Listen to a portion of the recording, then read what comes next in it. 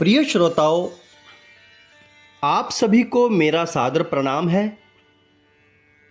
आज के वक्तव्य शुरू करने से पहले मैं संगीत अध्यापक इंद्रपाल सिंह पवार सर्वप्रथम अपने आदरणीय गुरुजनों को नमन करता हूँ। उन सभी संगीत साधकों को, कला साधकों को, साहित्य और संस्कृति पथ से जुड़े गुणीजनों का अभिनंदन करता हूँ और नमस्कार करता हूँ।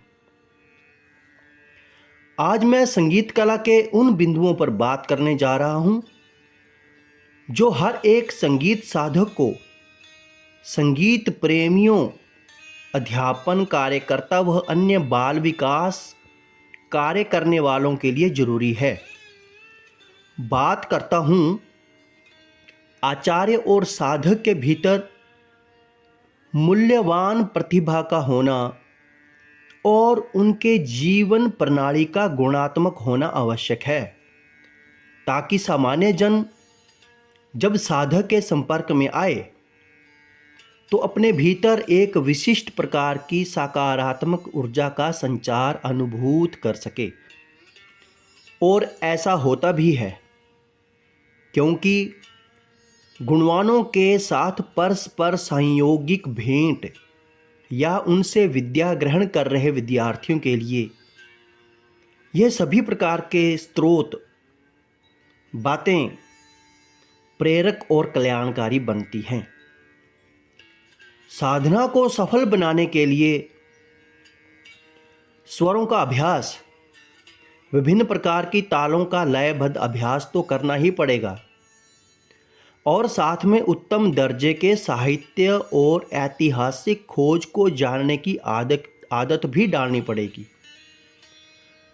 तब तक आप एक अच्छे और सफल कलाकार नहीं बन सकते जब तक आप खुद को साहित्य से नहीं जोड़ते हैं, क्योंकि इस तरह की सोच और समझ और कार्य साधक की साधना को ऊंचाइयों पर ले जाने में सफल होते हैं।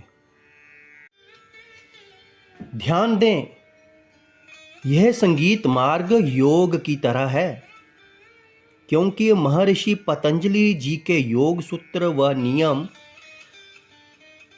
संगीत साधना में लागू होते हैं। साधना के दौरान गुरु को और विद्यार्थी को खान पान में सुपाच्य भोजन लेना चाहिए, क्योंकि यह मार्ग साधना का है। भूख और नींद पर भी नियंत्रण रखना होगा। शास्त्रों में विद्यार्थी के लिए कुछ बातें कही हैं। काग चेष्टा बको ध्यानम, स्वान निद्रा तथैव च, अल्पहारी गृह त्यागी विद्यार्थी पंच लक्षणम। इसका भावार्थ है, एक विद्यार्थी को या एक विद्यार्थी में ये 5 लक्षण होने आवश्यक हैं। कौवे की तरह जानने की इच्छा, बगुले की तरह ज्ञान विषय पर ध्यान, कुत्ते की तरह सोना मतलब जागरूक रहना, निद्रा अल्पहारी होना, आवश्यकता अनुसार खाने वाला, और गृह त्यागी होना चाहिए मतलब गुणी जनों के संग में या विद्या लेने के लिए दूर भी जाना पड़े तो जरूर जाना चाहिए।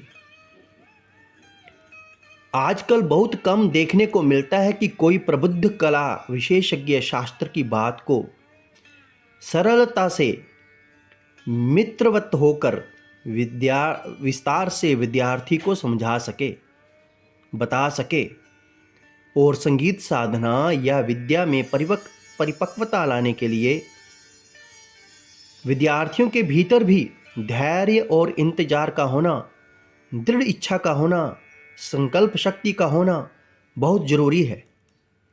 गुरु के प्रति भक्ति भाव अर्थात ज्ञान को पाने के लिए जुगत सूझबूझ बढ़ानी ही पड़ेगी। मगर आजकल की भागम भाग में लोग शॉर्टकट का तरीका ढूंढते हैं। कला विषय आकर्षक और चंचल है,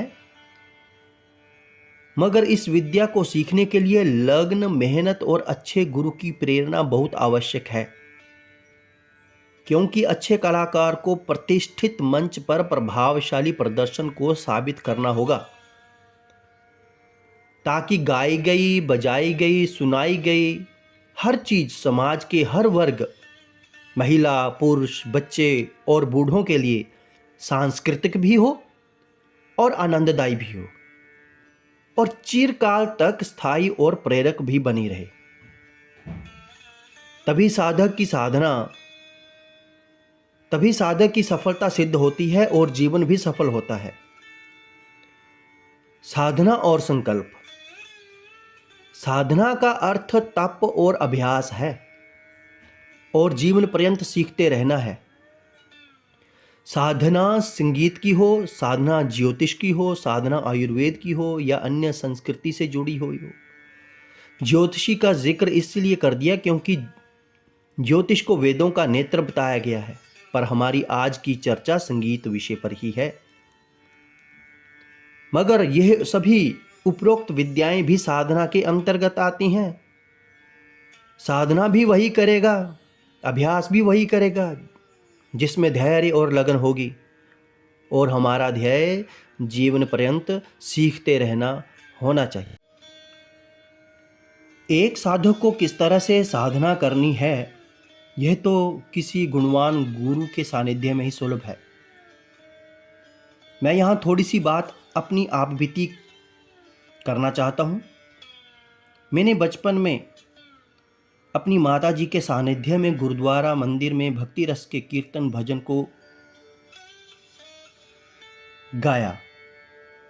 मैं आपको बता दूं, मुझ में संगीत के प्रति रुझान, प्रेम, प्रतिभा को देखकर उन्होंने मुझे प्रसिद्ध संगीत विद्वान गुरु जसवंत भंवरा जी के पास भेज दिया। उम्र भी छोटी थी मेरी और जीवन में कठिन परिस्थितियों को भी झेल रहा था। तो मैं आपको बता दूं, गुरुजी ने मुझे प्रतिदिन सुबह 4 बजे उठकर स्वर साधना के लिए कहा। उस समय मेरी उम्र 15 साल की थी। मैं आपको बताऊं, सर्दी हो या गर्मी, सुबह 3 बजे उठकर ठंडे पानी से नहाकर षड स्वर जिसे सा कहते हैं उसका रियाज शुरू किया करता था, क्योंकि गुरुजी का आदेश था। प्रातःकालीन स्वर साधना समय की अवधि 4 बजे से 8 बजे तक रहती थी। हिसाब लगाइए, 4 घंटे एक ही जगह चौकड़ी लगानी पड़ती थी और उम्र भी छोटी थी। साथ में उन्होंने मुझे कहीं दुकान पर रोजगार दिलवा दिया, ताकि कुछ पैसे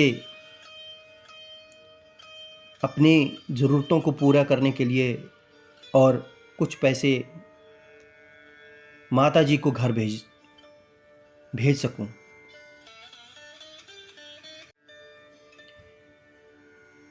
इसीलिए संत वचन कहते हैं, सतगुरु शिष्य की आत्मा, शिष्य सतगुरु की देह, लखा जो चाहे अलख को इनमें ही लख ले।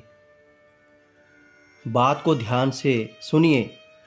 गुरु की आज्ञा आवे, गुरु की आज्ञा जाए, कहे कबीर सो संत है, आवागमन न साए।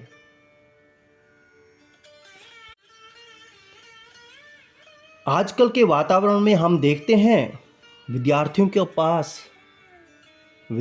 के पास ज्ञान तो है, मगर टिकाऊ साधना तो बिल्कुल भी नहीं है। बस टेक्नोलॉजी से काम चल रहा है। अब मैं यह भी नहीं कह रहा कि टेक्नोलॉजी से दूर हो जाओ। जहाँ जरूरी है करिए। जिस कार्य में शारीरिक बुद्धि बल चाहिए उसको कर दिखाना आवश्यक है।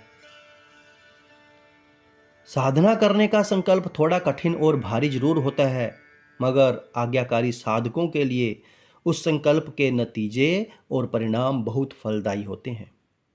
कहते भी हैं, सत्य असत्य विचार न कीजिए, गुरु का कहा मान सब लीजिए। अगला बिंदु, अब मैं गुरु के पक्ष में गुरु के लिए उनके शरीर स्वास्थ्य की अनिवार्यता पर ध्यान केंद्रित करने के लिए कह रहा हूँ। क्योंकि एक गुणवान गुरु की सभी को आवश्यकता होती है। आपको बता दूं, एक साधक को क्या अपने स्वास्थ्य का ध्यान नहीं रखना चाहिए? तो मैं जरूर कहूँगा, जरूर रखना चाहिए। मैं तो कहूँगा सामान्य व्यक्ति को भी अपने स्वास्थ्य के प्रति सजग रहना चाहिए। तो मैं गुरु एवं शिष्य साधकों से अनुरोध करूँगा कि वह अपनी दिनचर्या में नित्य प्रातः और सायंकाल संगीत साधना के साथ साथ योग और भ्रमण को अवश्य सम्मिलित करें, क्योंकि यह वही समय होता है, यह भ्रमण का समय वही होता है जिसे हम संगीत शास्त्रों में संधि प्रकाश की वेला कहते हैं। प्रकृति के मध्य जाने से हमारे स्वास्थ्य को तो लाभ मिलता ही है, साथ में हमारे भीतर कल्पना शक्ति को भी नयापन प्राप्त होता है, क्योंकि प्रकृति हमारे भीतर अंतर्मन को नया जन्म देती है। यह मैं इसलिए कह रहा हूं क्योंकि मैंने अपनी जिंदगी में उन संगीतकारों से मिला हूं जो दीर्घ आयु को प्राप्त हुए थे। यह बात समझने वाली है। अब मैं अगली बात गले की मिठास और उसकी सुरक्षा की करूंगा। गायन प्रणाली को ध्यान में रखते हुए गुरुजन कंठ को सुरीला आरामदायक बनाने के लिए कई प्रकार की विधियां बताते हैं, और कई ग्रंथ तो गले को मीठा बनाने के लिए आयुर्वेद की जड़ी बूटियों के बारे में, जैसे नजले के लिए बनक्शा, तुलसी, तेजपत्र का उपयोग करने को कहते हैं। आम और जामुन की दातुन, मुलट्ठी और शहद, तेजपत्र आदि ये सभी गले के लिए, स्वास्थ्य के लिए अत्यंत लाभकारी हैं। देखिए, संगीत सामवेद का महत्वपूर्ण हिस्सा है, तो आयुर्वेद अथर्ववेद का ही उपवेद है। भारतीय संस्कृति को गौरवशाली बनाने में संगीत का बहुत बड़ा योगदान है। कहते हैं किसी प्रतिष्ठित संत के प्रवचनों की अपेक्षा संगीत के गायन और वादन को अधिक प्रभावशाली बताया गया है। मैं आपको बता दूं, हमारे वेद हमारी बहुमूल्य धरोहर हैं। जिस नाद की उपासना को एक संगीतज्ञ सिद्ध करने के लिए प्रयासरत रहता है, उस नाद ब्रह्म का आधार ऋग्वेद है। पवित्र ऋग्वेद में नाद की विस्तार पूर्वक व्याख्या बताई गई है और उस एक ओंकार की 12 मात्राओं का विधि पूर्वक वर्णन मिलता है। एक साधक जब स्वर का अभ्यास करता है तो गुरु उसे एक ओंकार का उच्चारण करने को बताता है। स्वर को माध्यम बनाकर परमेश्वर ओम शब्द को अनंत नारायण हरि बुलाकर शिष्य के मन को प्रतिष्ठित करने का निरंतर अभ्यास करता है। अंत में मैं यही कहूंगा कि विद्यार्थियों को अपने जीवन में ज्ञान के प्रवाह को गतिशील रखने के लिए गुरु के प्रति समर्पण, शुद्ध भाव रखते हुए साधना के प्रति संकल्प को निरंतर प्रगति पर रखना चाहिए, और यही भाव गुरु को भी अपने शिष्य पर बनाए रखना होगा, ताकि विद्यार्थी सुनिश्चित समय पर जीवन में आर्थिक रूप से भी सफल हो सके और अपने परिजनों के लिए सुखदायी और प्रसन्नता का कारण बन सके। इन्हीं शब्दों के साथ विराम लेता हूं। आपका बहुत बहुत धन्यवाद।